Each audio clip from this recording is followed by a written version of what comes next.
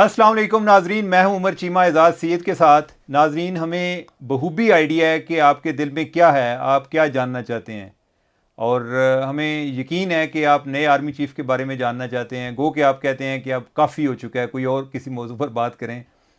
تو آج اس سلسلے میں وزیر اعظم ہاؤس میں میٹنگ ہوئی ہے کہ جس میں نئے آرمی چیف کس کو تعینات کیا جائے، اس بارے میں صلاح مشورے ہوئے ہیں۔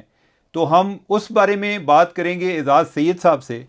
اعزاز سید صاحب، آپ کے پاس کیا انٹیلیجنس رپورٹ ہے؟ چیمہ صاحب، میرے پاس جو انٹیلیجنس رپورٹ ہے نا، وہ آپ کے پاس بھی ہے۔ اچھا، یہ لوگوں کو میں بتانا چاہتا ہوں کہ یہ اطلاع ہمارے پاس مشترکہ ہے۔ کیا یہ بس آپ کا بڑا پن ہے؟ ٹھیک ہے، نہیں حقیقت یہ ہے نا، دیکھیں۔ اچھا چیمہ صاحب، وزیر اعظم شہباز شریف صاحب نے آج اپنے اتحادیوں کو آج تاریخ بتائیں نا، 24 تاریخ ہے، 23 تاریخ ہے، 23 نومبر، ٹھیک ہے، 23 نومبر کو سال بھی بتا دینا، 23 نومبر 2022 کو شام کو 7 بجے وزیر اعظم ہاؤس میں بلایا، ٹھیک ہے۔ ان کے اتحادیوں میں کون ہے؟ آصف علی زرداری۔ ان کے اتحادیوں میں کون ہے؟ اختر مینگل، مولانا فضل الرحمان، محسن داوڑ، بالکل محسن داوڑ، یہ لوگ ہیں۔ اس میں مسلم لیگ نون کے رہنما بھی وہاں پر موجود تھے، ایم کیو ایم والے بھی تھے، ایم کیو ایم والے بھی موجود تھے۔ وہاں پر وزیر اعظم صاحب نے کہا کہ میں نے آج کا جو اجلاس ہے وہ بلایا ہے آپ سے بات کرنے کے لیے کہ نئے آرمی چیف کے والے سے۔ تو سب سے پہلے میں آصف علی زرداری صاحب کو دعوت دیتا ہوں۔ تو آصف زرداری صاحب بولے، تو زرداری صاحب نے ہنستے مسکراتے ہوئے انہوں نے کہا کہ وزیر اعظم صاحب، میں آپ کو بتانا چاہتا ہوں کہ آرمی چیف کی تعیناتی کے والے سے آپ جو بھی فیصلہ کریں ہم پورا آپ پر اعتماد کرتے ہیں، پورا اعتماد کرتے ہیں۔ اب نا زرداری صاحب نے جب یہ جسے کہتے ہیں نا ایک ٹون سیٹ کر دی نا میٹنگ کی، ٹھیک ہے، تو اس ٹون کو فالو کرتے ہوئے جو باقی لوگ تھے، مولانا فضل الرحمان اس وقت ابھی نہیں آئے تھے، تو باقی جو لوگ ہیں وہ کھڑے ہو گئے، ایم کیو ایم کے لوگ کھڑے ہوئے، انہوں نے کہا جی ہم پورا اعتماد کرتے ہیں۔ بلاول نے بھی اعتماد کر دیا، بلاول نے بھی کہا، بلاول نے کہا کہ ابا جی نے جو کہہ دیا، ابا جی نے جو کچھ کہہ دیا وہی ہے۔ پھر اختر مینگل صاحب نے البتہ ایک ڈیفرنٹ بات کی۔ اختر مینگل صاحب نے کہا کہ دیکھیں پرائم منسٹر صاحب، اس سارے معاملے میں نا سینئرٹی کو مد نظر رکھیں۔ انہوں نے بھی وہی بات کر دی، انہوں نے بھی وہی بات کی جو شہباز شریف کے دل میں ہوگی۔ جی اچھا، اس میں جو سب سے ڈیفرنٹ بات کی نا، وہ ہمیں پتہ چلا محسن داوڑ نے کی۔ محسن داوڑ بڑے شرارتی ہیں۔ محسن داوڑ صاحب نے کہا کہ پرائم منسٹر صاحب، ہمیں تو نہیں پتہ کہ ہم پر کیا ہوگا، ہمارے ساتھ شاید وہی کو اتارے، لیکن آپ سے گزارش ہے کہ یہ جو 6 بندے ہیں نا، ان 6 کا انٹرویو کر لیں۔ تو عمران خان بنو، جس طرح ڈی جی آئی سائدہ نہیں انٹرویو کیتا، تو انہوں نے کہا کہ جی آپ نے ان کا انٹرویو کر لیں۔ اب شہباز شریف صاحب بڑے کسی، انہوں نے کہا جی ایک عہدے کے لیے کروں یا دونوں کے لیے؟ تو انہوں نے کہا جی آپ سب کے دونوں عہدوں کے لیے انٹرویو کر لیں اور جو موضوع ہو اس کو لگا لیں۔ تو یہ بات جو ہے نا محسن داوڑ صاحب کی، وہ بات ہنسی مذاق میں کہہ لیں یا لوگوں نے سنی، لیکن بلکہ جو شہباز شریف صاحب نے کہا وہ بھی ہنسی مذاق میں کہہ رہے تھے کہ ایک دا کریں یا دونوں۔ تو شہباز صاحب اس طرح کی باتیں تو سیریس نہیں لیتے، کیونکہ اس طرح کی باتیں تو ذرا ناراض ہو سکتے ہیں نا لوگ۔ تو وہ ہوا یہ کہ بیٹھ گئے، محسن داوڑ صاحب بیٹھ گئے، اختر مینگل صاحب کی میں نے ذکر کر دیا، ایم کیو ایم والوں کا ذکر کر دیا۔ اچھا اعزاز، یہ دیکھیں کہ یہ بھی ایک طریقہ ہوتا ہے، ایک کنسنسس یہ ہوتا ہے کہ وہ کہتے ہیں نا ایک کنسنسس کو مینوفیکچر کرنا، جی، کہ زرداری صاحب کل مل کے چلے گئے ہیں، جی ہاں، ٹھیک ہے، تو لہٰذا جو زرداری صاحب کو انہوں نے اعتماد میں لینا ہے وہ آلریڈی لے چکے ہیں۔ اب انہیں یہ بھی پتہ ہے کہ جتنے اتحادی ہیں یہ بھی ان میں سب سے زیادہ ان کے لیے اہمیت جو ہے نمبر گیم کے لحاظ سے بھی وہ زرداری صاحب کی ہے۔ جی ہاں، تو وہ انہوں نے کل بتا دیا، تو لہٰذا طے ان کا یہ ہوا ہوگا کہ آپ نے ٹون سیٹ کر دینی ہے، آپ نے کہنا ہے جی کہ جو آپ کی مرضی ہے، آپ پرائم منسٹر ہیں تو جو آپ فیصلہ کریں گے، اور ساروں نے وہ فیصلہ کر لیا۔ اچھا چیمہ صاحب نا، آپ دیکھیں کہ اتنی بڑی میٹنگ ہو رہی ہے، سارے اتحادی بیٹھے ہوئے ہیں، اور کسی نے یہ نہیں کہا کہ سر دسو آرمی چیف کس کو لگا رہے ہیں اور chairman joint chief of staff committee کس کو لگا رہے ہیں، اور پرائم منسٹر نے بھی نہیں بتایا۔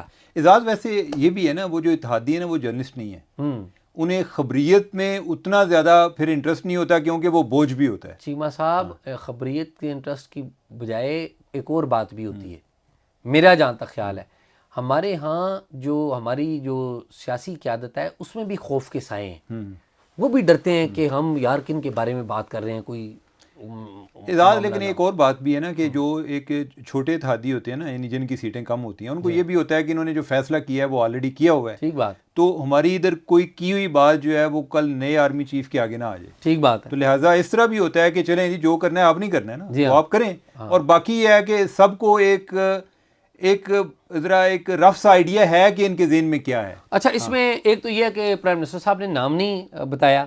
پھر ایک اور بات پرائم منسٹر صاحب نے بڑی امپورٹنٹ کی, وہ بڑی اہم بات ہے. وہ پرائم منسٹر صاحب نے کہا کہ کل صبح یعنی کہ 24 نومبر کی صبح جس دن آرمی چیف کی حکم نامے پہ باقاعدہ وہ سائن کریں گے, ہم نے کیبنٹ کا اجلاس بلایا ہے اور اس سے پہلے ہم نے کچھ لیگل تبدیلیاں بھی کرنی ہیں اور کیبنٹ سے منظوری لینی ہے. کیبنٹ سے منظوری لینی ہے لیگل تبدیلیوں کی بھی. تو اس سے پہلے ہم نے آپ اتحادیوں کو درخواست کی ہے کہ کل 9 بجے سے پہلے آدھا گھنٹہ پہلے ہم مل کر اتحادی بیٹھ جائیں گے اور سر جوڑ لیں گے.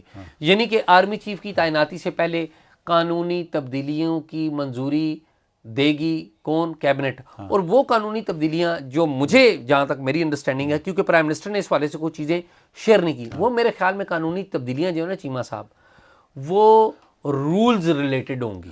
آرمی ایکٹ کے رولز ریلیٹڈ ہوں گی. وہ آرمی کے قانون میں تبدیلی نہیں ہوگی, وہ رولز میں تبدیلی کی ہوگی جسے کابینہ منظوری دے گی. تو اس کا مطلب یہ ہے کہ پاکستان آرمی ایکٹ کے تحت جو پاکستان آرمی کے رولز ہیں ان میں تبدیلی. لیکن اعزاز یہ دیکھیں کہ اجلاس بلایا ہے اس چیز پہ مشاورت کے لیے کہ آرمی چیف کس کو بنانا ہے. جی ہاں. اور اجلاس کا جو اینڈ ہوا ہے اس میں اتحادیوں کو نہ تو یہ پتہ چلا ہے کہ آرمی چیف کون ہے اور نہ یہ پتہ چلا ہے کہ جو کل انہوں نے کوئی قانون میں تبدیلیاں کرنی ہیں وہ کس قانون میں تبدیلیاں کرنی ہیں, اور پتہ ہی نہیں کسی کو, اور کسی نے پوچھا بھی نہیں. اور کسی نے پوچھا بھی نہیں.